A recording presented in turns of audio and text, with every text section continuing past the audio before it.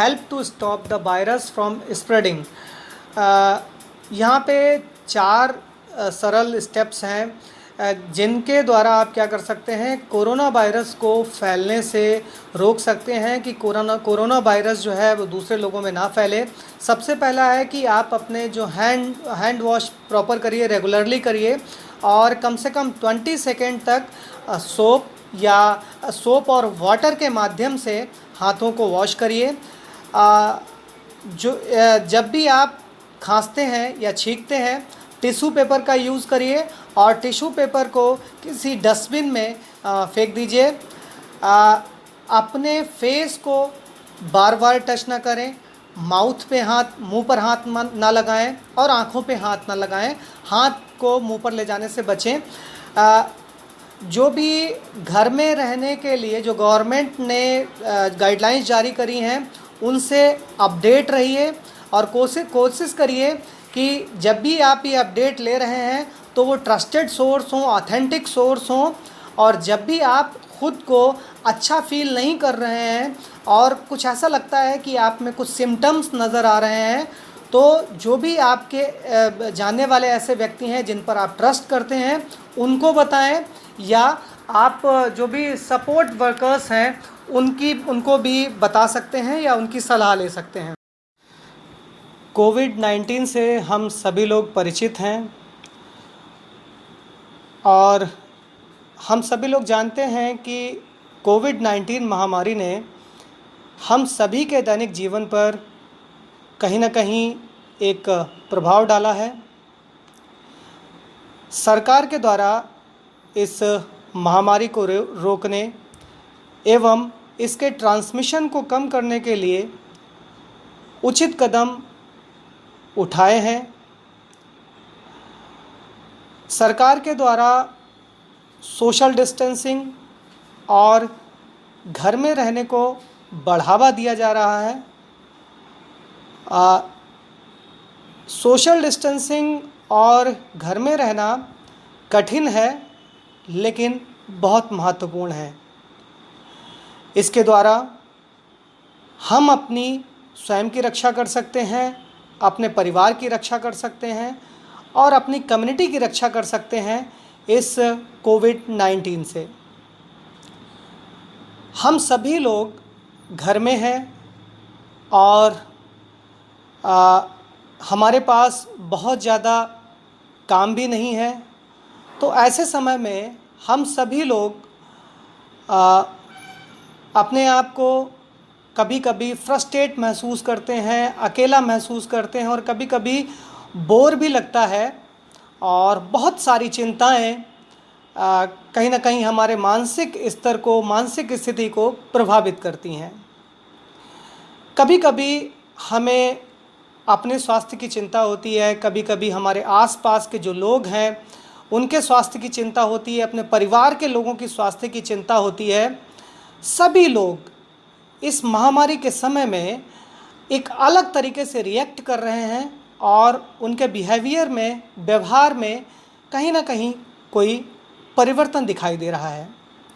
लेकिन यह समय महत्वपूर्ण है कि आप अपने स्वास्थ्य की चिंता करें, अर्थात अपने आप को फिज़िकली फिट रखें और अपनी मानसिक स्थिति की, मतलब अपने आप को मानसिक रूप से स्वस्थ रखें। यह बहुत महत्वपूर्ण है क्योंकि कोविड-19 से लड़ने के लिए हमें फिज़िकली फिट होना और मानसिक रूप से फिट होना अत्यंत आवश्यक है। अब देखते हैं कि हम लोग अपने जो मानसिक स्वास्थ्य को कैसे ठीक रख सकते हैं। तो उसके बारे में मेरी राय होगी कि सबसे पहले आप अपने आप को, जो आपके आसपास के लोग हैं, उनके साथ कनेक्ट करने पर विचार करें, मतलब उनके साथ जुड़ने पर विचार करें। जब भी हम अपने आसपास के लोगों से जुड़ेंगे, वो कैसे जुड़ेंगे? सोशल डिस्टेंसिंग को फॉलो करते हुए जुड़ेंगे। ज़रूरी है कि हम फ़ोन कॉल, वीडियो कॉल या सोशल मीडिया के जैसे कि व्हाट्सएप और फेसबुक से भी अपने जो भी सगे संबंधी हैं, अपने मित्र हैं, जिन पे आप बहुत ज़्यादा विश्वास कर सकते हैं, उनसे बात करें, उनसे जुड़ें। दूसरी चीज़ है कि आप दूसरों को सहायता कर सकते हैं, उनकी मदद कर सकते हैं। कैसे मदद कर सकते हैं? आप जो कोविड-19 के बारे में जो दिशा निर्देश दिए जा रहे हैं, उन दिशा निर्देशों को अपने आसपास के लोगों को बता सकते हैं, उनके बारे में जागरूक कर सकते हैं। वो भी फेसबुक, सोशल मीडिया के माध्यम से आप ये सब कर सकते हैं, फ़ोन कॉल के माध्यम से कर सकते हैं। साथ साथ में आप कोई जो सोसाइटी में कुछ ऐसे ग्रुप काम करते हैं जो कि लोगों की सोसाइटी में, कम्युनिटी में लोगों की हेल्प करते हैं किसी न किसी माध्यम से, तो उनके साथ भी जुड़कर आप लोगों को सपोर्ट कर सकते हैं, उनकी सहायता कर सकते हैं। तीसरा है कि आप जो आपकी चिंताएं हैं, उन चिंताओं के बारे में आप अपने सगे संबंधियों से, अपने आसपास के लोगों से बात करें। कोई ऐसी मेंटल हेल्थ हेल्पलाइन कोई हो, उस पर कॉल करें।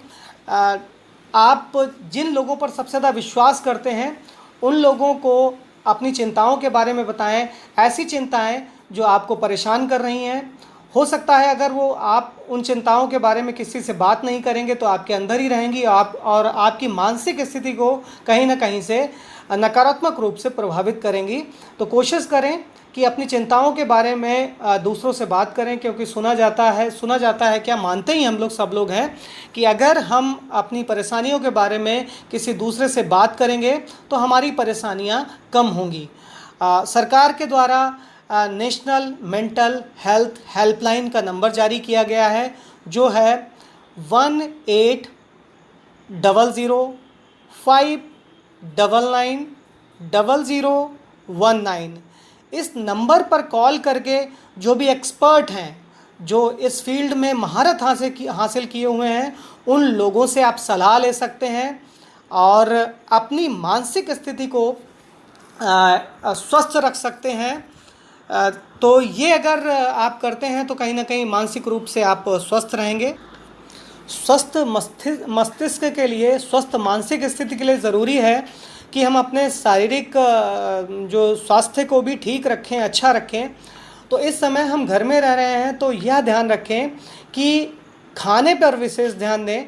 खाने पर विशेष ध्यान का मतलब है कि हम लोग खाली हैं तो ऐसा ना करें कि हर दिन कुछ ऐसा तला भुना या ज़्यादा फ्राई किया हुआ चीज़ें खाएं। तो कोशिश करें कि हम एक अच्छी डाइट लें जिसमें कि हरी सब्जियां हों, विटामिन्स हों, प्रोटीन हो, मतलब हम बैलेंस डाइट का यूज़ करें, जो कि हमारे शारीरिक स्वास्थ्य को कहीं ना कहीं बेहतर रखेगा।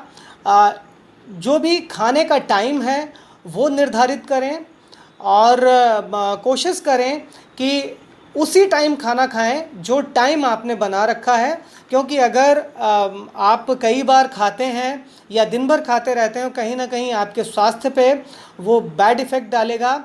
कोशिश करें कि ज़्यादा से ज़्यादा पानी पिएं।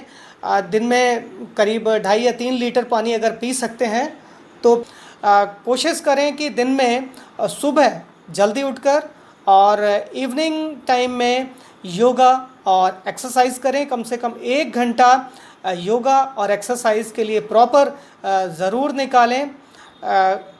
एक दिन आप जो है बाहर अगर वॉक करना चाहते हैं तो प्रॉपर सोशल डिस्टेंसिंग का यूज़ करते हुए और मास्क का यूज़ करते हुए वॉक भी कर सकते हैं, लेकिन बहुत ज़्यादा नहीं, बाहर निकलना ज़रूरी नहीं है।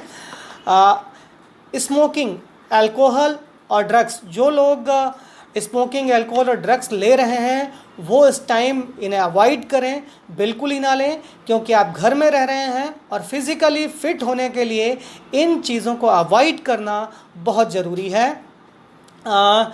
अगर आपके घर में कोई गार्डन है, कोई बगीचा है, तो गार्डनिंग करें, अच्छे अच्छे फूल, अच्छे अच्छे प्लांट्स घर में लगाएं और कोशिश करें कि बाहर ना जाएं, सोशल डिस्टेंसिंग को फॉलो करें।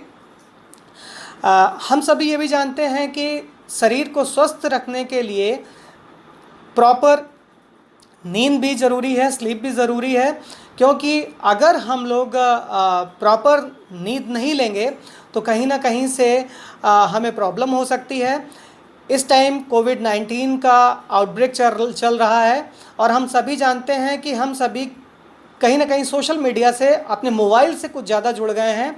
तो रात में देर तक मोबाइल देखना या रात में फेसबुक पे ज़्यादा जुड़े रहना, इससे क्या होता है कि इससे कहीं ना कहीं हमारी नींद पे फ़र्क पड़ता है। बहुत ज़्यादा चिंताएं हमें नहीं रखनी है, अपने मन में कोई चिंता नहीं रखनी है। कोशिश करनी है कि हम लोग रात में कॉफ़ी वगैरह का यूज़ ना करें, क्योंकि अगर कॉफ़ी वगैरह का यूज़ करेंगे उससे हमारी नींद पर कहीं ना कहीं इफ़ेक्ट पड़ेगा। तो हमें ज़रूरी है कि अच्छी नींद लेने के लिए हम लोग अपने आप को ज़्यादा मतलब चिंता में न रखें और ज़्यादा देर तक जगने का प्रयास न करें। जो पहले हम लोग जिस डेली रूटीन को फॉलो कर रहे थे, अर्थात जैसे हम पहले सोते थे, जैसे हम जिस टाइम पे पहले जागते थे, कोशिश करें कि अपने उसी शेड्यूल को बनाए रखें। और उस शेड्यूल में अगर चेंज करना है तो चेंज यही करना है कि जल्दी उठना है और रात में जल्दी सो जाना है। प्रॉपर नींद लेने से हम लोग अपनी जो मेंटल हेल्थ को अच्छा रख सकते हैं। Try to manage difficult feelings. कोशिश करें कि जो ऐसी सूचनाएं आपको कोविड-19 से रिलेटेड प्राप्त हो रही हैं, जो आपको कहीं ना कहीं आपको मानसिक रूप से परेशान कर रही हैं, तो ऐसी सूचनाओं को मतलब ना ज़्यादा लें और अवॉइड करें। ऐसी सूचनाओं से दूर रहने का प्रयास करें। बहुत सारी सूचनाएं ऐसी भी होती हैं जिन पे आपका कोई कंट्रोल नहीं है। बहुत सारी, जैसे कि कोरोना वायरस का जो अभी संक्रमण बढ़ रहा है, उसका जो नंबर आ रहा है, वो नंबर, उस पे हमारा कोई भी कंट्रोल नहीं है।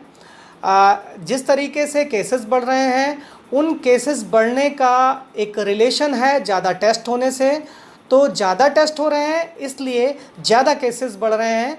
तो इन चीज़ों पे हमारा कोई भी कंट्रोल नहीं है। तो कोशिश करें कि इन सूचनाओं से अपने आप को परेशान ना होने दें। इन सूचनाओं को देखें और सुनें और अवॉइड करने की सोचें, जिससे कि आपकी मनःस्थिति पे, आपकी मानसिक स्थिति पर इसका कोई प्रभाव न पड़े। Manage your media and information intake. आजकल कोविड-19 के बारे में मीडिया बहुत ज़्यादा सक्रिय है और मीडिया पर बहुत सारी खबरें कोविड-19 को लेकर आती रहती हैं। कोशिश करें कि आप लगातार ऐसी न्यूज़, ऐसे समाचार से बचें जो कोविड-19 को लेकर हैं, या जो कहीं ना कहीं से मीडिया की तरफ से अगर दिन भर 24 आवर्स अगर हम ऐसी अपडेट को सुनते रहेंगे तो कहीं ना कहीं हमारी चिंताएं इस संबंध में बढ़ती जाएंगी। तो कोशिश करें कि एक अपना टाइम एक डिसाइड कर लें, उस टाइम पर ही मीडिया की ख़बरों को आप सुने, पूरे दिन उनको ना सुने, जिससे कि आप मानसिक रूप से प्रभावित ना हो। Get the facts. कोशिश करें कि जो वास्तविकता है, ऐसी न्यूज़ जो सही न्यूज़ हैं, जो ऑथेंटिक न्यूज़ हैं, उन ऑथेंटिक न्यूज़ को लेने का सोचें। और जब भी कोई न्यूज़ आपके पास व्हाट्सएप या सोशल मीडिया के द्वारा या किसी फेसबुक के माध्यम से आपके पास कोविड-19 से जुड़ी कोई भी न्यूज़ आती है, तो उसकी ऑथेंटिसिटी देखने का प्रयास करें कि वह न्यूज़ ऑथेंटिक है या नहीं है। जब भी कोई न्यूज़ आपके पास आती है तो आप चिंतित हो जाते हैं उस न्यूज़ को लेकर। और अगर आप चिंतित हुए तो आप जानते हैं कि कोई दूसरा व्यक्ति भी, जहां उस न्यूज़ को आप भेज रहे हैं, उस व्यक्ति को भी चिंताएं हो सकती हैं। तो कोशिश करें कि ऐसी न्यूज़ को आगे ना बढ़ाएं जिससे कि किसी अन्य व्यक्ति की चिंताएं बढ़ें। ऑथेंटिक न्यूज़ के लिए राज्य सरकार और भारत सरकार ने अपनी कुछ वेबसाइट दी हुई हैं, जैसे कि भारत सरकार ने www.ncbi.gov MOHFW.gov.in वेबसाइट जारी करी है। यह बिल्कुल ऑथेंटिक है और यहाँ पर वही न्यूज़ फीड करी जाती हैं जो बिल्कुल ऑथेंटिक हैं। तो ऐसे सोर्सेस से आप न्यूज़ को कलेक्ट करें या न्यूज़ को सुने या न्यूज़ को देखें। कोई ऐसे सोर्सेस से ना देखें जो ऑथेंटिक ना हो। Think about your new daily routine. अभी कोविड-19 को देखते हुए हमारा डेली रूटीन जो पुराना था वो कहीं ना कहीं से प्रभावित हुआ है और उस डेली रूटीन को हम फॉलो नहीं कर पा रहे हैं। तो कोशिश करें कि घर में रहते हुए हम लोग अपना एक नया डेली रूटीन बनाएं जिसमें कि आप बहुत सारे काम कर सकते हैं, जैसे क्लीनिंग हो गया, साफ़ सफाई हो गया, आपका कुकिंग हो गया, एक्सरसाइज हो गया, योगा हो गया या कुछ और, दोस्तों से बातचीत करना हो गया। मतलब अपना एक ऐसा नया डेली रूटीन बनाएं जिसमें कि आप कुछ काम भी कर सकें और वो आपके डेली रूटीन में आ भी सके। तो कोशिश करें कि इस तरीके से अपना डेली रूटीन बनाएं। Do things you enjoy. ऐसे काम करें जिससे आपको खुशी होती है। जैसे कि आपको अगर गाना सुनना पसंद है तो आप गाना सुन सकते हैं। आपको जो भी काम पसंद है जिससे कि आपको खुशी मिलती है और आपका जो मूड है वो अच्छा रहता है, तो ऐसे काम करने की कोशिश करें। हम सभी की कोई ना कोई हॉबी होती है, तो एक बहुत अच्छा समय है कि हम अपनी उन हॉबीज़ को अभी घर में बैठे उन हॉबीज़ पे काम करें और कोशिश करें कि जैसे कि जो चीज़ हम पहले समय में नहीं कर पा रहे थे वो करने की कोशिश करें जिससे कि आपको खुशी मिलेगी। और कोशिश हम ये भी कर सकते हैं कि हम जो बहुत सारे वेबिनार्स हैं और बहुत सारे सोशल मीडिया पे बहुत सारे इनोवेटिव आइडियाज़ आ रहे हैं, उन सभी इनोवेटिव आइडियाज़ को लेकर हम क्या कर सकते हैं, हम जो भी जो काम कर रहे हैं उनको चेंज कर सकते हैं जिनसे कि हमें जो एंजॉय करने का मौका मिलेगा। बहुत सारे लोग मैंने देखा है कि अभी वो क्या कर रहे हैं कि वो कुछ ऐसे ऐप हैं जिनके ज़रिए गाना रिकॉर्ड करते हैं और सोशल मीडिया पे वो उन गानों को भेजते हैं जिससे कि उन्हें भी खुशी मिलती है और जब उनके लिए लोगों के कमेंट आते हैं तब भी उन्हें खुशी मिलती है।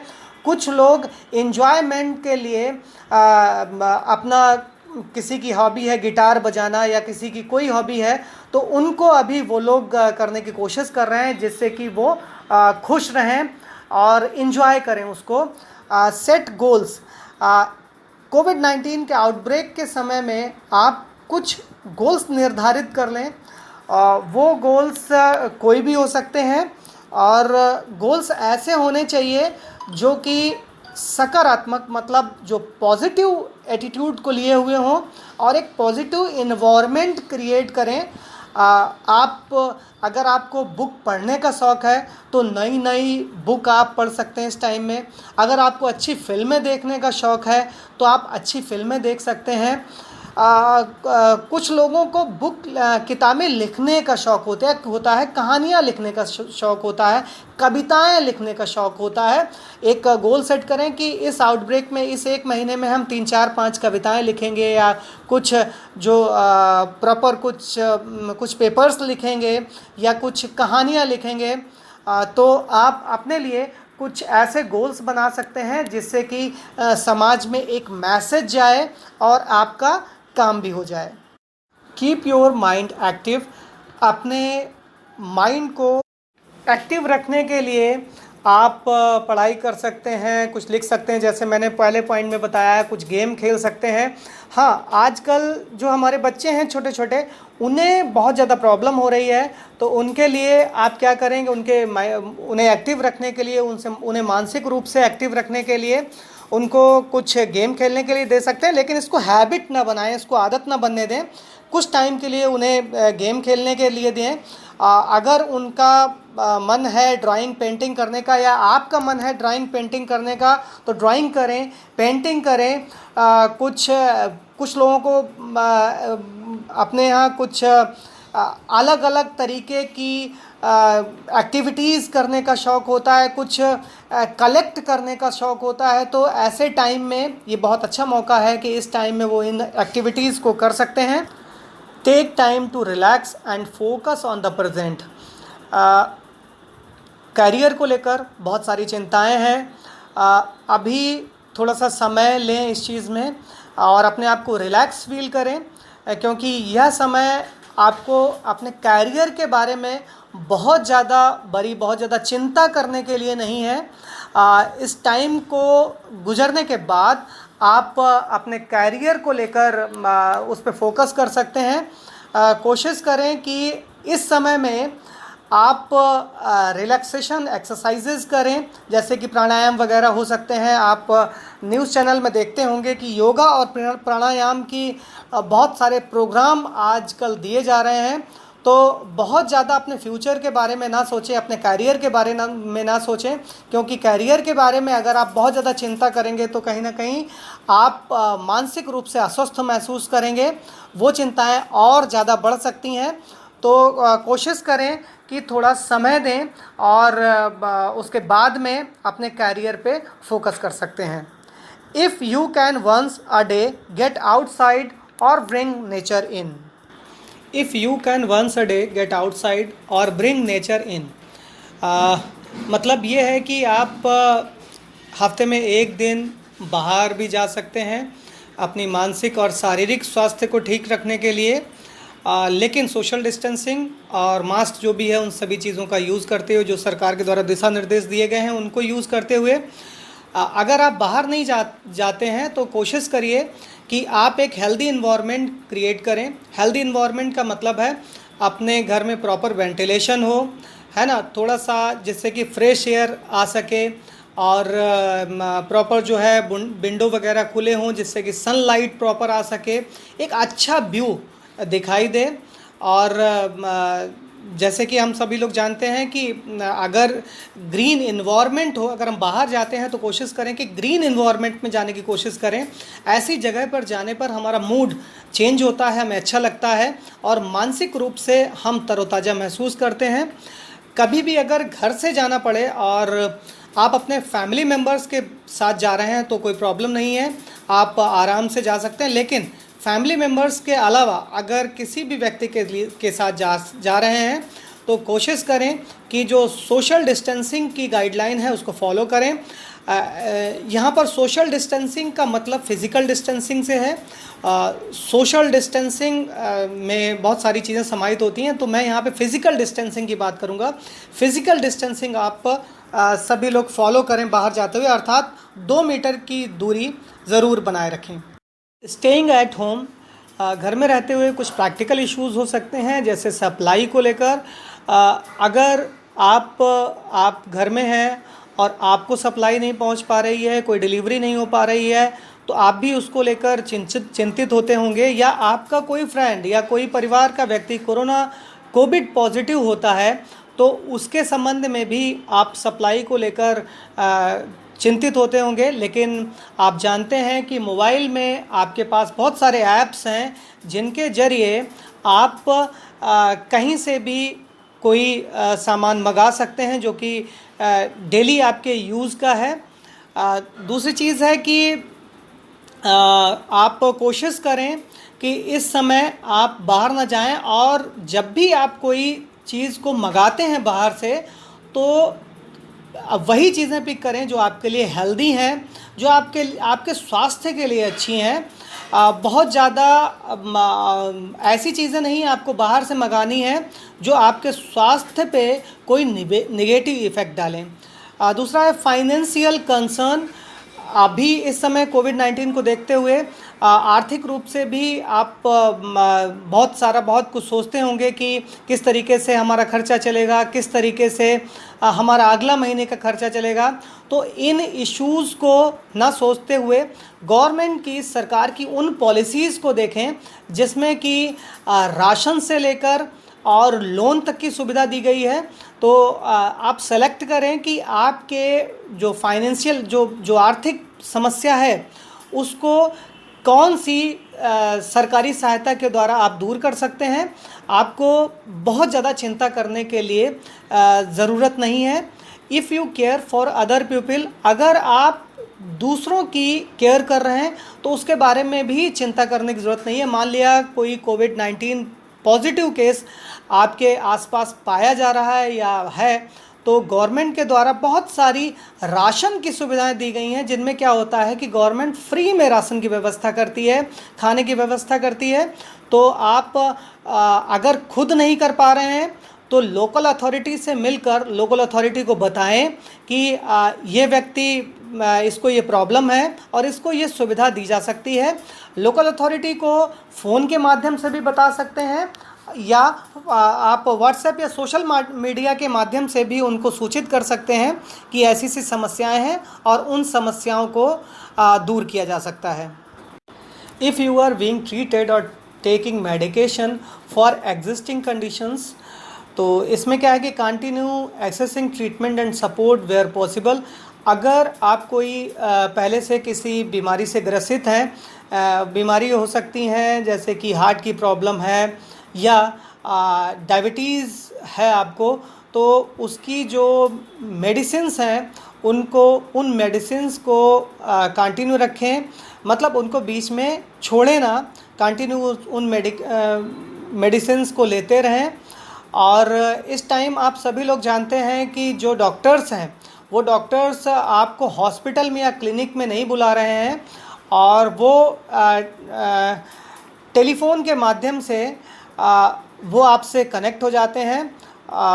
टेलीफ़ोन के माध्यम से आप अपॉइंटमेंट ले सकते हैं और अपनी जो भी परेशानी है उन डॉक्टर्स को बता सकते हैं और डॉक्टर जो भी ज़रूरी मेडिकेशन होगा, जो भी मेडिसिन्स आपको देनी होंगी वो बता देंगे। वो डॉक्टर भी हो सकते हैं, वो काउंसलर भी हो सकते हैं, थेरेपिस्ट हो सकते हैं, सपोर्ट वर्कर्स हो सकते हैं, नर्स है, कोई भी हो सकते हैं। उनसे आप प्रॉपर टेली कंसल्टेशन लें जिससे कि आपकी जो समस्याएं हैं उनका सॉल्यूशन किया जा सके।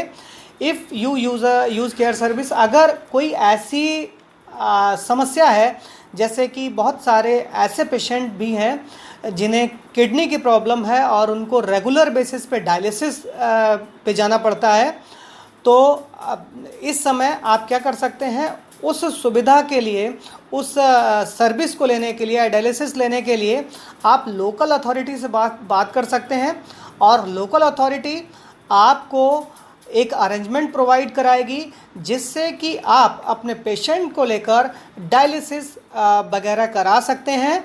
और इसके लिए प्रॉपर कोई आपसे जो है फ़ीस वगैरह नहीं ली जाती है। जो गवर्नमेंट सरकारी स्तर पर इन चीज़ों के लिए कोई भी फ़ीस वगैरह नहीं ली जाती है। तो कोशिश करें कि इन चीज़ों को कंटिन्यू रखें, इन चीज़ों को छोड़ें ना। Managing physical symptoms that are triggered by stress and anxiety. अभी कुछ ऐसे फिज़िकल सिम्टम्स आपको दिखाई देंगे अपने अंदर, कुछ फिज़िकल चेंजेस ऐसे दिखाई दे सकते हैं जो स्ट्रेस और एंजाइटी की वजह से, तनाव की वजह से और ज़्यादा चिंता करने की वजह से बढ़ने लगते हैं। जैसे कि कभी कभी आपको फील होगा कि आप जो है आपकी हार्ट बीट बढ़ रही है या इर्रेगुलर हार्ट बीट हो रही है। कभी कभी आपको चक्कर महसूस होंगे, सिर दर्द महसूस हो सकता है, चेस्ट पेन महसूस हो सकता है, भूख नहीं लग सकती है, भूख कम हो जाएगी आपकी। तो ये सभी क्यों है, ये थोड़ा सा देखना मुश्किल है इस समय में, लेकिन ये ज़रूर हम सोच सकते हैं कि हो सकता है कि इन सभी फिज़िकल सिम्टम्स का कहीं ना कहीं संबंध आपके तनाव और आपकी एंजाइटी से है। तो कोशिश करेंगे अगर आपकी एंजाइटी और स्ट्रेस अगर कम होगा तो ये फिज़िकल सिम्टम्स भी कहीं ना कहीं मैनेज होंगे।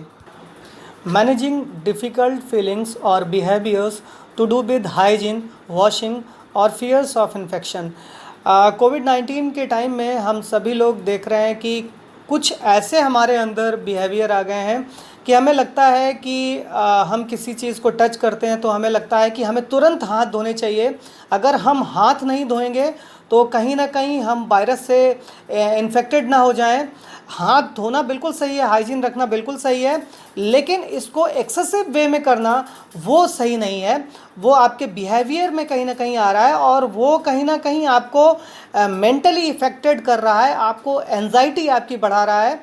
आप कोशिश करिए कि जो गवर्नमेंट की एडवाइस है, जैसे कि हाथ धोने के प्रति जो गवर्नमेंट में ने एडवाइस दी है उसको आगे बढ़ाएं, लेकिन इसको बहुत ज़्यादा सुनना या बार बार इसको देखना, जैसे कि मास्क पहनना है, हाथ धोना है, सोशल डिस्टेंसिंग है, इन चीज़ों को बार बार सुनना या बार बार देखना, उससे कहीं ना कहीं हमारे अंदर वो नेचर डेवलप होने लगता है कि हम बहुत ही ज़्यादा उसमें मतलब मानसिक स्थिति में ऐसे आ जाता है कि हम कुछ भी चीज़ को अगर टच करेंगे तो हमें लगेगा कि कोरोना वायरस हमारे अंदर आ सकता है, मुझे तुरंत हाथ धोने चाहिए। तो कोशिश करें कि इन एडवाइसेस को बहुत ज़्यादा बार बार ना देखें, बार बार ना इनको पढ़ें। आप क्या कर सकते हैं कि ब्रीदिंग एक्सरसाइज कर सकते हैं, रिलैक्सेशन एक्सरसाइज कर सकते हैं। मैंने पहले ही बताया है कि प्राणायाम वगैरह बहुत हेल्पफुल हैं, कपालभाति वगैरह करें, और वो जो भी है सारी एक्सरसाइजेस प्राणायाम आप कर सकते हैं। वो कहीं ना कहीं आपके मेंटल लेवल को फिट रखता है। एक लिमिट तय कर लें कि आपको जब भी आप हाथ धोने जाते हैं तो गवर्नमेंट ने बताया कि 20 सेकेंड्स तक हाथ धोने चाहिए, तो कोशिश करें कि 20 सेकेंड्स तक हाथ धोएं। बहुत ज़्यादा एक्सेसिव करने की ज़रूरत नहीं कि बहुत देर तक हाथ धोएंगे तो हमारे हाथ ज़्यादा साफ़ हो जाएंगे, और ये इसमें सच्चाई नहीं है। 20 सेकेंड्स तक अगर हाथ धोएंगे तो आपके हाथ स्वच्छ रहेंगे, बहुत ज़्यादा इसको करने की ज़रूरत नहीं है। आप अपने जो आपका ध्यान है उसको भटकाने के लिए हाथ धोने पे वो ध्यान केंद्रित ना रहे, उससे हटाने के लिए आप क्या कर सकते हैं, आप दूसरे कामों में लगा सकते हैं। हाथ धोने या मास्क को टच करने या बहुत सारी एक्टिविटीज़ हैं, उनसे हटाकर आप दूसरी एक्टिविटीज़ में लगा सकते हैं, जिससे कि वो जो आपके अंदर जो बिहेवियर एक जनरेट हो रहा है वो बिहेवियर ना generate. Managing panic and anxiety. कोविड-19 को देखते हुए हम आसपास अपने बहुत सारे पेशेंट देखते हैं, बहुत सारे ऐसे लोग देखते हैं जिनकी हमारे आसपास डेथ हुई होती है। तो कभी कभी हम खुद इतने ज़्यादा पैनिक हो जाते हैं, हमको वो सिम्टम्स अपने में नज़र आने लगते हैं जब हम खाली होते हैं या जब लेटते हैं या जब हम खाली टाइम में बैठे होते हैं, तो ये सारी चीज़ें हमें फ़ील होती हैं। तो इन चीज़ों को अवॉइड करने के लिए आप क्या कर सकते हैं, ऐसे समय में आप एक ओपन स्पेस में जाएं, कुछ ब्रीदिंग एक्सरसाइज कर सकते हैं, कुछ गेम्स खेल सकते हैं या पजल्स खेल सकते हैं, जिससे कि वो आपका जो माइंड है वो वहाँ से डाइवर्ट हो और आप खुद को अच्छा फील करें। Managing feelings of being trapped or claustrophobia. कुछ लोगों को एक फोबिया होता है कि घर में जो लोग रहते हैं, तो जब वो घर में रहते हैं तो खुद को बंद महसूस करते हैं, घर में बिल्कुल बंद महसूस करते हैं। उन्हें बाहर जाने का मतलब मन होता है कि बाहर जाएं और घूमें। तो उन लोगों के लिए यह है कि वो कोशिश करें कि खुली हवा में अपना जो विंडो वगैरह है उसको खोल लें। कोशिश करें कि अगर छत है तो छत पर जाकर घूम और टहल सकते हैं। मतलब कहने का अर्थ यहाँ यह है कि एक ऐसा इन्वायरमेंट क्रिएट करें जो खुला हुआ इन्वायरमेंट लगे, जिससे कि वो क्लास्ट्रोफोबिया से बच सकते हैं। If you are reducing your drinking significantly. कुछ लोग ऐसे होते हैं जो मतलब ऐसे लोग हैं जो कि एडिक्ट हैं, मतलब जो लोग शराब या वाइन वगैरह जो भी लेते हैं उसके प्रति एडिक्ट हैं, और अगर वो नहीं लेते हैं, अगर वो ड्रिंक नहीं करते हैं, तो उनकी बॉडी में शेकिंग, स्वेटिंग या बहुत सारी एंजाइटी उनको फील होती है। तो ऐसे समय में उनको क्या करना चाहिए, वो नेशनल मेंटल हेल्थ लाइन पे फ़ोन कर सकते हैं और डॉक्टर की एडवाइस ले सकते हैं इन सिम्टम्स से बचने के लिए। हमारे समाज में वरिष्ठ नागरिक जो 60 या 60 प्लस हैं, जिन्हें कोविड रिस्क ज़्यादा होने की वजह से घर से बाहर ना जाने की सलाह दी गई है, उनसे हमारा ये अनुरोध है कि वो अपने परिवार, पड़ोसी, सोशल समाज के अन्य लोगों से अपना संपर्क स्थापित करके रखें। ये संपर्क वो फ़ोन के ज़रिए या सोशल मीडिया के ज़रिए अपना संपर्क अन्य लोगों से स्थापित करके रख सकते हैं। दूसरी चीज़ है, उनके डेली ज़रूरत में आने वाली सामग्री जैसे दवाएं, घर में यूज़ होने वाली साग सब्जी, इनके शॉपिंग के लिए वो ऑनलाइन का इस्तेमाल कर सकते हैं। अगर ऑनलाइन फैसिलिटीज़ ना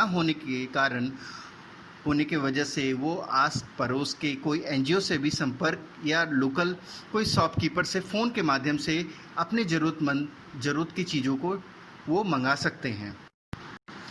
जैसा कि हम जानते हैं, बुज़ुर्गों को, वरिष्ठ नागरिकों को लॉकडाउन और कोविड-19 वैश्विक महामारी में बाहर ना जाने की वजह से उनका फिजिकल स्ट्रेंथ बैलेंस काफ़ी पुअर हो सकता है घर पे बैठने से।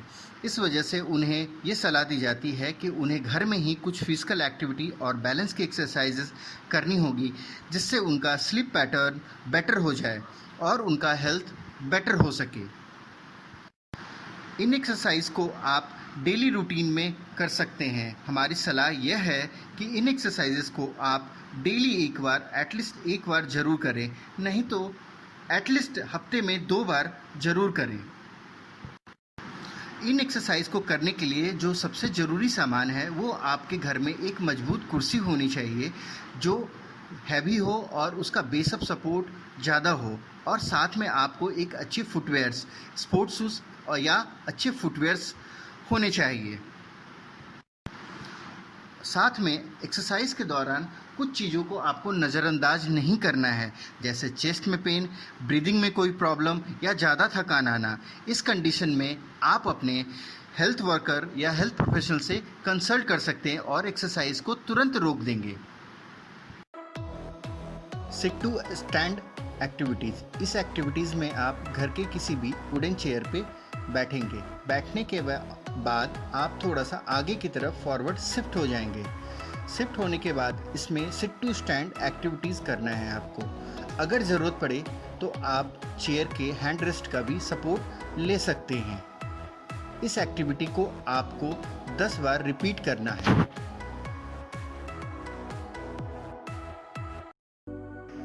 हिल रेज। इस एक्सरसाइज में आप कुर्सी के पीछे खड़े हो जाएंगे।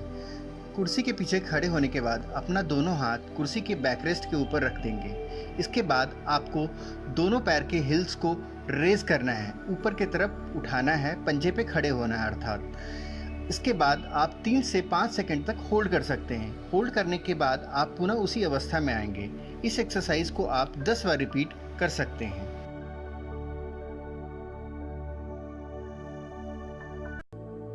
इस एक्टिविटीज़ में भी आप चेयर के पीछे ऐसे खड़े होकर के अपने दोनों टो को एक साथ रेज करना है और 3 to 5 सेकेंड होल्ड करना है।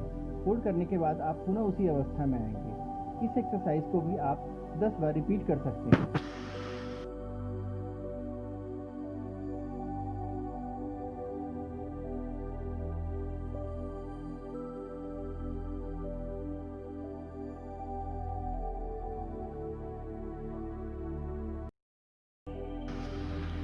One leg standing. इस एक्सरसाइज में आप चेयर के पीछे खड़े हो सकते हैं। खड़े होने के बाद आप अपना हाथ चेयर के बैकरेस्ट के ऊपर रख सकते हैं। इसके बाद आप अपने एक पैर को हवा में लिफ्ट कर सकते हैं और इस तरह से आप 10 सेकेंड होल्ड करेंगे। 10 सेकेंड होल्ड करने के बाद आप दूसरे पैर को हवा में लिफ्ट करेंगे। इस तरह से ये एक्टिविटीज़ आप 10 बार रिपीट कर सकते हैं। हिल टो स्टैंड। इस एक्सरसाइज में आप सीधे खड़े होकर के अपने राइट लेग को लेफ्ट लेग के आगे रखेंगे एक स्ट्रेट लाइन में। इस प्रकार आप 10 सेकेंड होल्ड कर सकते हैं। ये दोनों लेग से किया जा सकता है। आप चाहे तो सहायता के लिए कुर्सी का सपोर्ट ले सकते हैं। इस एक्सरसाइज को 10 बार रिपीट करना है।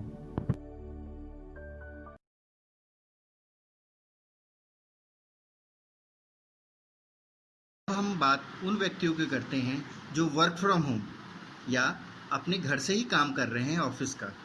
उन व्यक्तियों को बहुत सारे महत्वपूर्ण बिंदुओं पर ध्यान रखना होगा, जैसे कि घर के अंदर ही वो ज़्यादा से ज़्यादा टहलें, अपने स्थान पे 30 मिनट से ज़्यादा ना बैठें। 30 मिनट के बाद एटलीस्ट अपने पोस्चर को चेंज करें, या बैठ कर के काम कर रहे हैं तो बैठ कर के थोड़ा सा उठ कर के एटलीस्ट टहल लिया करें 30 मिनट के बाद।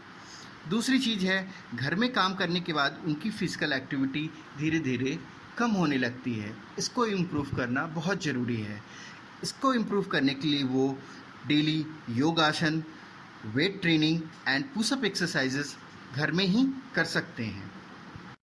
इसके साथ साथ वो घर पे ही कुछ सिंपल स्ट्रेचिंग एक्सरसाइजेस भी कर सकते हैं, जिससे उन्हें दर्द में काफ़ी आराम भी मिलेगा। साथ ही ये भी आप ध्यान रखें, अगर आप डेस्क पे बैठ कर के काम कर रहे हैं तो कोई भी इसमें गलत पोस्चर नहीं होता है, सभी सही पोस्चर हैं। आप ज़्यादा से ज़्यादा कोशिश ये करें कि हर 30 मिनट के बाद अपने स्थान को बदल लें। जैसे ही किसी तरह की दर्द महसूस होता है तो निरंतर अपने पोस्चर्स को बदलते रहें। साथ ही आप ये भी ध्यान रखें कि best posture is your next posture. ये हमेशा ध्यान रखें, your next posture is always best posture. Work from home के दौरान अगर या वर्क एट होम के दौरान अगर ऑफिस से किसी भी प्रकार का कोई कॉल आता है तो एटलीस्ट कॉल के दौरान आप खड़े होकर के बात करें और साथ साथ आप वॉक भी कर सकते हैं। चेस्ट स्ट्रेच, इस एक्सरसाइज में आप चेयर पे थोड़ा आगे खिसक करके बैठेंगे। बैठने के बाद आप अपने आर्म्स को ऊपर लिफ्ट करेंगे। दोनों आर्म्स को जब आप ऊपर की तरफ लिफ्ट कर लेंगे तो अपने हथेली को ऊपर के फेस, सीलिंग के फेस पे टर्न करेंगे। टर्न करने के बाद आप अपने हैंड्स को, दोनों हैंड्स को पीछे की तरफ ले जाएंगे, जिससे आपको चेस्ट में एक स्ट्रेच महसूस होगा। इस तरह से आप 20 सेकेंड होल्ड करेंगे। इस एक्सरसाइज को आप 3 बार रिपीट कर सकते हैं।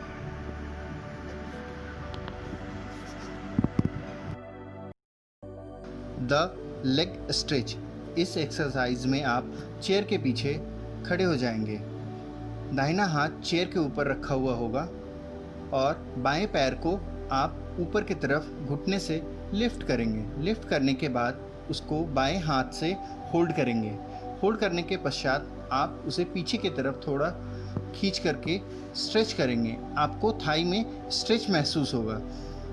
इस तरह से आप 20 सेकंड तक होल्ड कर सकते हैं। यह एक्सरसाइज आप फिर दाहिने पैर से भी करेंगे। इस तरह से आप इस एक्सरसाइज को 3 बार रिपीट करेंगे। सिट स्ट्रेच, इस एक्सरसाइज में आप चेयर पे आगे की तरफ खिसक करके बैठ जाएंगे। बैठने के बाद अपने राइट लेग को घुटने से स्ट्रेट करेंगे। पैर के पंजे आपकी तरफ बिल्कुल खींचे हुए होंगे। इसके बाद आप थोड़ा आगे की तरफ फॉरवर्ड लीन करेंगे, झुकेंगे। झुकने के बाद आपके पैरों में एक खिंचाव महसूस होगा। इस तरह से आप 20 सेकंड इस पोजीशन को होल्ड करेंगे। ये एक्सरसाइज आप दोनों पैरों से 3-3 बार कर सकते हैं। वॉल प्रेस, अपने दोनों हाथों को दीवार के ऊपर रखेंगे। फिर आप अपने बॉडी को दीवार के सामने थोड़ा लीन करेंगे। इस तरह की रेपिटेशन आप 10-10 बार। जैसा कि हम सभी जानते हैं कि वर्तमान समय में कोविड-19 वैश्विक महामारी के कारण 10 वर्ष तक की आयु के बच्चों को बाहर जाना और जाने की सलाह नहीं दी गई है। बट ये भी देखा गया है कि ऑटिज़म ADHD के बच्चों को घर में रहने के वजह से उनकी फ़िज़िकल एक्टिविटी कम हो गई है और इस फिज़िकल एक्टिविटी कम होने की वजह से उनमें hyper activity day by day बढ़ती जा रही है। आज हम इसी संदर्भ में घर पर कराई जा रही कुछ एक्टिविटीज़ का विवरण दे रहे हैं, जिससे आप घर में ही 2 बार कराकर बच्चों को एनर्जी को नियंत्रित कर सकते हैं तथा इससे आप उनका अटेंशन, कंसंट्रेशन, आई हैंड कोऑर्डिनेशन, आई कंट्रोल एवं हैंड फंक्शन आदि को इम्प्रूव कर सकते हैं। इन सभी एक्टिविटी से बच्चों को उनकी एक्टिविटी ऑफ डेली लिविंग में भी काफ़ी सुधार मिलेगा और उसको इम्प्रूव करने में काफ़ी मददगार होगा। अब हम आपको कुछ फिजिकल एक्टिविटी बता रहे हैं जो ADHD ऑटिज़म के बच्चों में हम करा सकते हैं। इसमें पहली एक्टिविटी है व्हील बैरो एक्सरसाइजेस। व्हील बैरो एक्सरसाइज या व्हील बैरो वॉकिंग, इसमें आप बच्चों को उल्टा लिटाएंगे। बच्चा अपने हाथों से दोनों हाथों को सीधे करके ज़मीन पर होल्ड करेगा और आप बच्चों के दोनों थाई या घुटने पर से होल्ड करेंगे जैसा कि चित्र में दर्शाया गया है, और बच्चे को आगे की तरफ चलने के लिए प्रेरित करेंगे। लेकिन ये ध्यान रखेंगे कि आप आगे चलने के लिए प्रेरित तभी करेंगे जब ये देख लेंगे कि आपके बच्चे में इतनी स्ट्रेंथ है कि वो अपने वजन को अपने हाथों पे होल्ड कर सके, अन्यथा आप आगे चलने के लिए प्रेरित नहीं करेंगे। अगर आपको ऐसा लगता है कि आपका बच्चा अपने वजन को सही से कंट्रोल कर रहा है और अब आगे चल सकने में सक्षम है, तभी आप अपने बच्चे को आगे चलने के लिए प्रेरित करेंगे। इस एक्टिविटी को आप अपने किसी भी खाली कमरे में 2 बार या 3 बार तक रिपीट कर सकते हैं। अगली एक्टिविटी है क्रैब वॉक। जैसा कि आप चित्र में देख रहे हैं, बच्चा इसमें उल्टा लेटा हुआ है और बच्चे का हाथ और पैर ज़मीन पे है और बॉडी एयर में लिफ्ट है। इसमें पूरा का पूरा बॉडी वेट पैर और हाथों पे रहता है।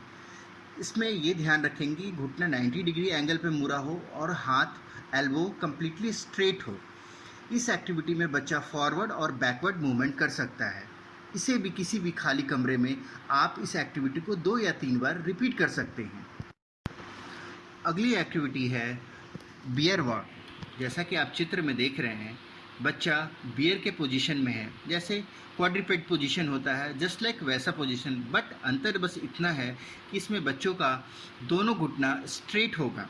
चित्र के अनुसार आप देख रहे हैं कि बच्चे का दोनों घुटना स्ट्रेट है और वो घोड़े के पोजीशन में और बियर के पोजीशन में बना हुआ है, और बच्चे का हाथ और पैर दोनों फर्श पर अटैच्ड रहेगा। इसके साथ बच्चा बियर की तरह फॉरवर्ड और बैकवर्ड वॉक कर सकता है। आप ये भी एक्टिविटीज़ किसी भी खाली कमरे में 2 या 3 बार आप करा सकते हैं।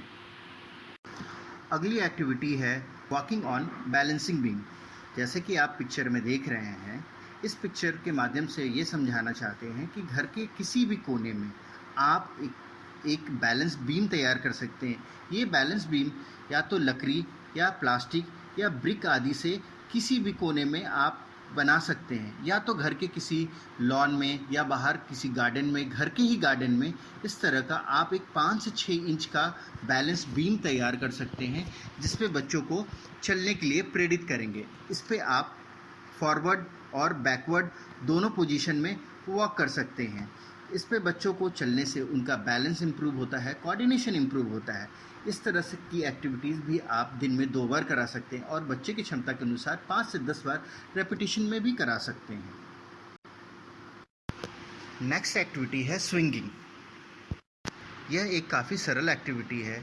इसमें आप घर के किसी भी खाली कमरे में एक टायर से या हैवी नेट के कपड़ों से या लैक्रा के कपड़ों से एक आपको झूला तैयार करना है। ये घर के किसी भी खाली कमरे में आप इसको लगा सकते हैं या घर के किसी बालकोनी में स्पेशियस जगह में आप इसे लगा सकते हैं और इसमें बच्चों को झूलने के लिए दे सकते हैं। आप चाहे तो झूलने के साथ साथ बच्चों को किसी एक्टिविटी में भी इंगेज कर सकते हैं, जैसे उनको क्लॉथ पिन्स लगाना हुआ, रिंग स्टैक या ब्लॉक्स वगैरह लगाने के लिए दे सकते हैं झूलने के साथ साथ। ये एक्टिविटी बच्चों के लिए काफ़ी हेल्पफुल और मददगार होती है।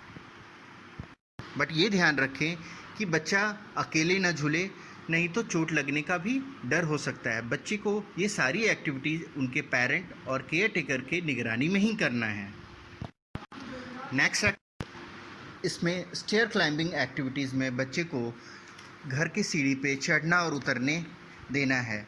ये हर किसी के घर में अवेलेबल होता है स्टेयर्स, बट आपको बस सिर्फ इतना करना है कि बच्चों के बैकपैक के साथ उनको 2 से 3 किलो का वेट दे करके उनको स्टेयर्स पे चढ़ना और उतरने देना है। इस तरह के एक्टिविटीज़ आप दिन में 2 बार कर सकते हैं 20 से 25 स्टेपिंग के साथ। इसमें बच्चों को 2 से 3 किलो का वेट पैक या तो आप वेट कफ का भी यूज़ कर सकते हैं। पैरों में 2 से 3 किलो का वेट भी, एक पैरों में 1 किलो का वेट कफ भी आप बांध सकते हैं, ताकि उनका एनर्जी ज़्यादा से ज़्यादा एग्जॉस्ट हो और उनका कंसंट्रेशन इम्प्रूव हो।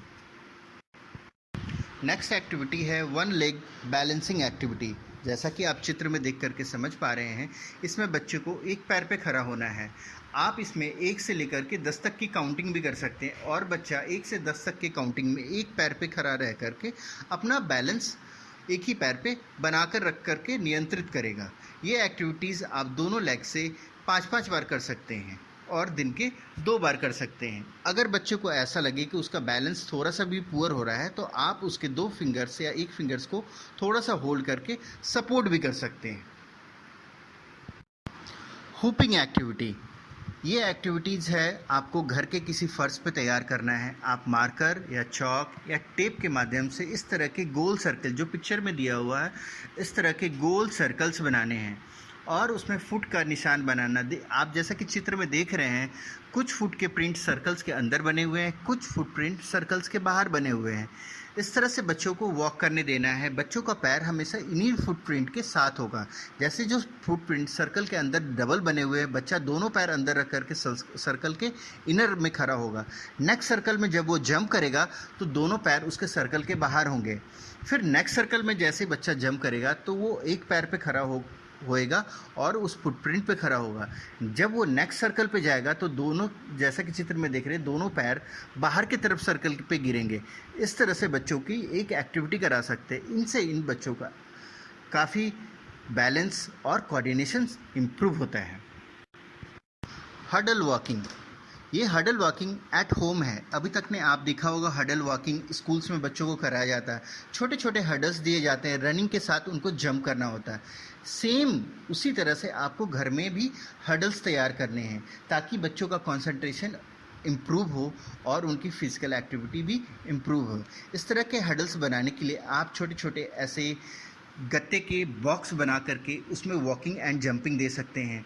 छोटी सी थ्रेड बना करके उसको जंप करने के लिए दे सकते हैं। इस तरह के घर में किसी भी खाली कमरे में आप छोटे छोटे हर्डल्स बना करके बच्चों को वॉकिंग एंड जंपिंग के लिए प्रोत्साहित कर सकते हैं। नेक्स्ट एक्टिविटी है wall pushing activity, heavy object pushing pulling activity. इस एक्टिविटी में आप बच्चे को वॉल पुशिंग, आप हैंड के प्रिंट्स के अकॉर्डिंग आप प्रिंट वॉल पे बना सकते हैं। उसी पे बच्चा अपना हाथ रख के वॉल पुशिंग कर सकता है, या तो किसी भी बकेट में या तो किसी स्लाइडर्स में 2-3 किलो का वेट डाल करके उसको पुशिंग के लिए दे सकते हैं, या तो उसमें किसी तरह की रस्सी को बांध करके उसे खींचने के लिए दे सकते हैं। इस तरह की एक्टिविटी को कहते हैं pushing and pulling activities. Next activity है activity for improving eye hand coordination and gross motor function development. इसका एक एम है, इसमें पहले आप बड़े बॉल से स्टार्ट करेंगे और लाइटर बॉल से स्टार्ट करेंगे। धीरे धीरे ग्रेडिंग करते हुए आप बॉल को छोटा कर सकते हैं और बॉल को हैवी भी कर सकते हैं। ये बच्चों की ज़रूरत के अनुसार आपको ये जजमेंट करना होगा कि बच्चों को पहले बड़ा बॉल से स्टार्ट कराना है या छोटा बॉल से। अगर बच्चे की कोऑर्डिनेशन इम्प्रूव है, अच्छी है, तो आप छोटे बॉल से भी स्टार्ट कर सकते हैं। इसमें भी कई तरह की एक्टिविटी हैं, just like throwing activity, catching activity. Throwing activities में आप दीवार पे थ्रो करने के लिए दे सकते हैं और बच्चा उसको कैच करेगा। ये रिपीटिटिव एक्टिविटीज़ होगी। या तो वॉल पे एक बास्केट भी लगा सकते हैं जिसमें बच्चा एम टारगेट करके उस बास्केट में बॉल को डालेगा। इसको थ्रोइंग एक्टिविटी कहते हैं। नेक्स्ट होता है कैचिंग एक्टिविटी। कैचिंग एक्टिविटी में आप बच्चों के सामने खड़े होकर के बॉल कैचिंग एंड थ्रोइंग की प्रैक्टिस भी कर सकते हैं। इसमें दो से ज़्यादा भी पर्सन हो सकते हैं। आप इसमें घर के और भी मेंबर को इन्वॉल्व कर सकते हैं ताकि एक छोटी सी ग्रुप एक्टिविटीज़ भी हो सके, जिसमें हर चैनल के रूप में बच्चों को बॉल पासिंग एंड थ्रोइंग आप करा सकते हैं। नेक्स्ट एक्टिविटी है आई हैंड कोऑर्डिनेशन के लिए eye contact activities. Eye contact activities में बबल्स, आपने देखा होगा कि ऐसे बबल्स आते हैं जिनको फूंक मारने के बाद उनमें ढेर सारे बबल्स निकलते हैं। एक इस तरह के गेम्स आपको बच्चे के लिए लेकर के आना है और आप उसको फूंक मार करके डिफरेंट बबल्स जब निकालेंगे तो बच्चा उसकी तरफ देखेगा, आपकी तरफ देखना चाहेगा। इससे बच्चों का आई कांटेक्ट इम्प्रूव होता है। नेक्स्ट एक्टिविटी है आई कांटेक्ट के लिए, वो है पीकाबू एक्टिविटी। पीकाबू एक्टिविटी में आप अपने फेस को किसी भी ऑब्जेक्ट से, या तो हाथ से या पिल्लो से ढकेंगे और अचानक उस हाथ को हटा करके बच्चे का नाम पुकारेंगे तो बच्चा आपकी तरफ देखेगा अचानक। इस तरह के बार बार रिपीटिंग एक्टिविटीज़ करने से बच्चे का आई कांटेक्ट इम्प्रूव होता है।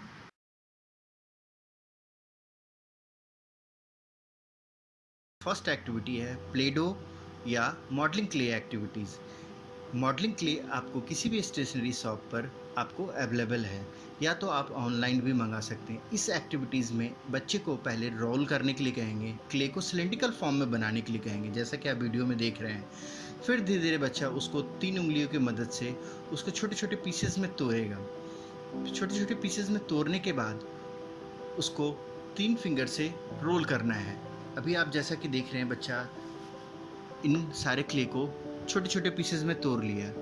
अब अपना थंब, इंडेक्स और मिडिल फिंगर का यूज़ करके इन छोटे छोटे क्ले के टुकड़े को गोल स्मॉल फॉर्म में रोटेट करके छोटे छोटे स्मॉल बॉल तैयार करेगा, जैसा कि आप देख रहे हैं वीडियो में। इस तरह से ये देखिए सारी बॉल्स तैयार हो गए। अब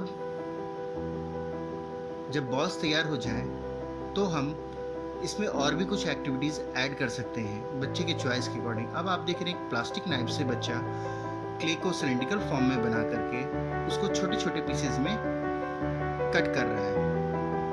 इस एक्टिविटीज़ के माध्यम से आप बच्चों का हैंड फंक्शन इम्प्रूव कर सकते हैं। आप इस एक्टिविटीज़ में और भी कई सारे ऐड कर सकते हैं। ऐसा नहीं कि सिर्फ यही 2 एक्टिविटी, आप बच्चे को और भी कई सारे एक्टिविटीज़ ऐड कर सकते हैं।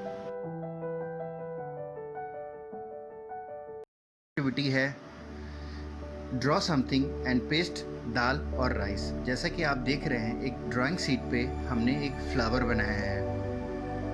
अब इस फ्लावर में ग्लू लगाना है।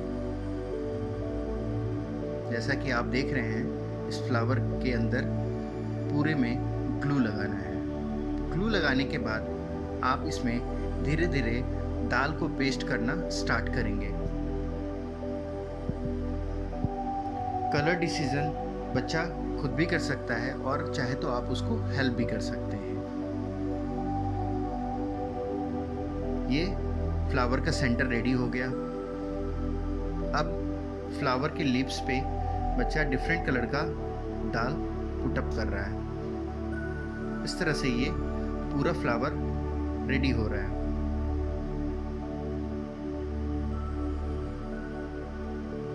इस तरह से ये पूरा फ्लावर रेडी हो गया। इस एक्टिविटी के माध्यम से हम बच्चों का हैंड फंक्शन और साथ साथ कंसंट्रेशन इम्प्रूव कर सकते हैं।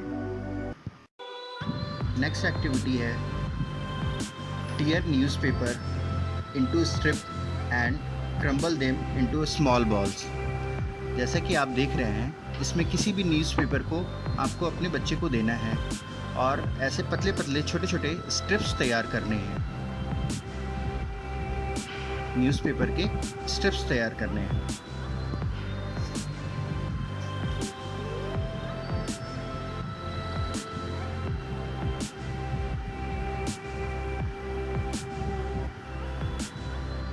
जब इस तरह के न्यूज़पेपर के स्ट्रिप्स तैयार हो जाएंगे तो बच्चे को कहना है थंब, इंडेक्स फिंगर और मिडिल फिंगर का यूज़ करके छोटे छोटे उसके बॉल्स बनाने हैं, क्रम्बल करना है, छोटे छोटे बॉल्स बनाने हैं।